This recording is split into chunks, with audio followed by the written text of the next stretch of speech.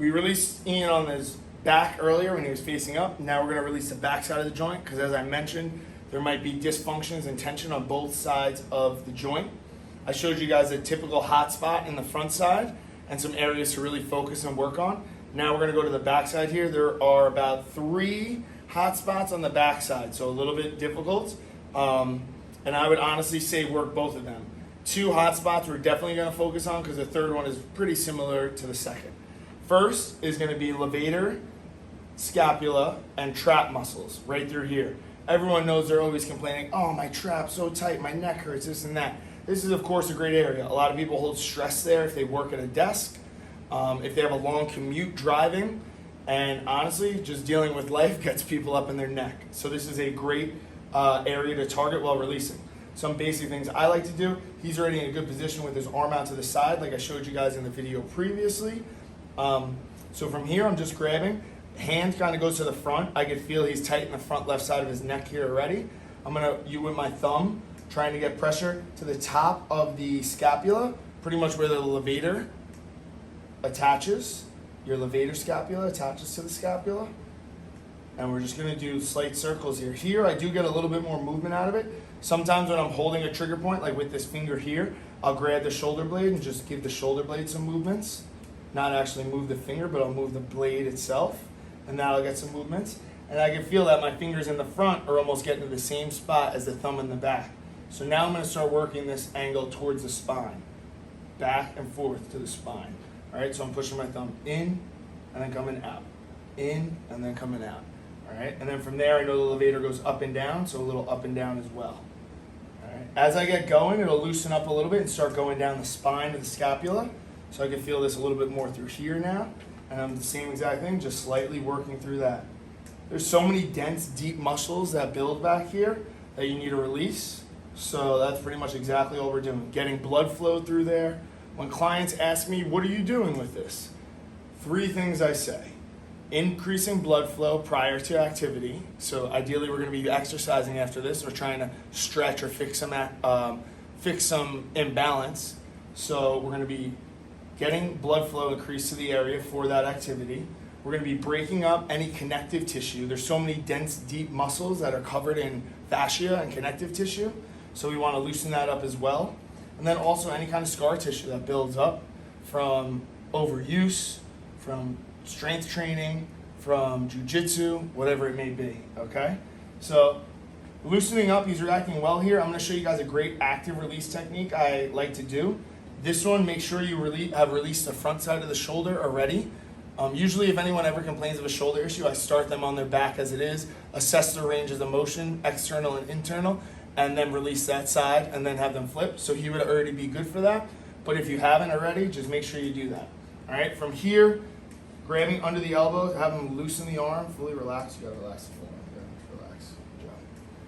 And now I'm getting on this spot even more, and I'm playing with the shoulder, like opening the shoulder joint up. From here, we're gonna go up overhead. You gotta relax a little bit more. And then going down, pinning the spot, going up, and then down. And this is a good active release. So I'm trying to take his shoulder, his arm overhead while I'm pinching these levator muscles, a little bit in the trap, and we get a little bit more release out of that.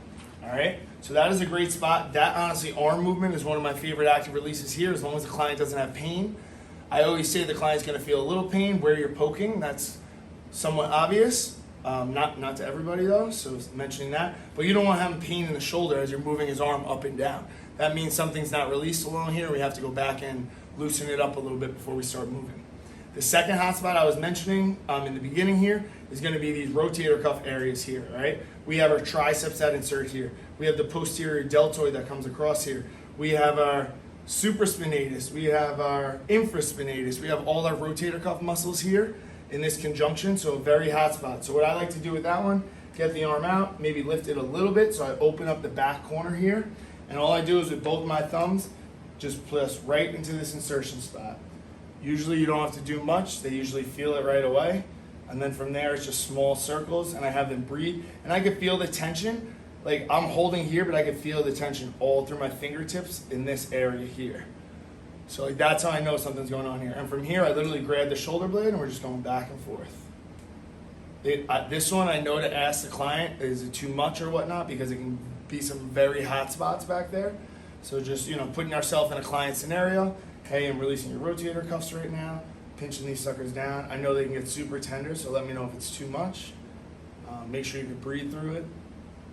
And we're gonna do some movements here as well. Once you start feeling the individual muscles, you can go back to that overhead movement to try and stretch those muscles out as you're actively releasing them, all right? Bringing the bones and skeletal system as well as the muscle through range of motion.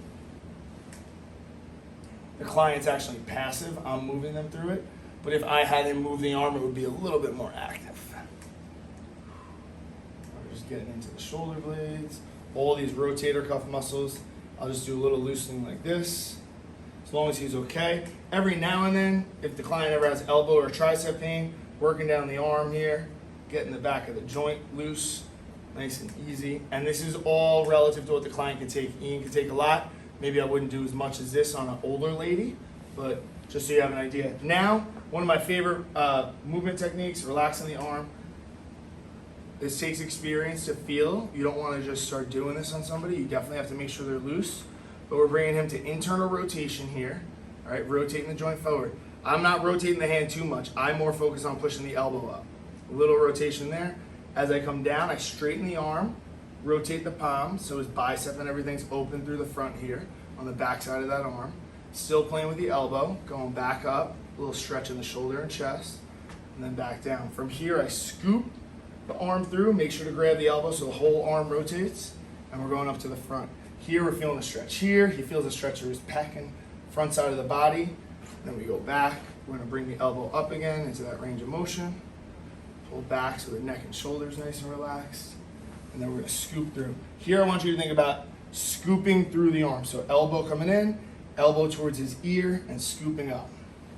All right, the client might be tight and might have pain with that. Right around here, when you start feeling the resistance, you wanna start asking, hey, this feels okay? Are things all right here? And then you pull up and stretch. If they're good, you're gonna keep gliding with it.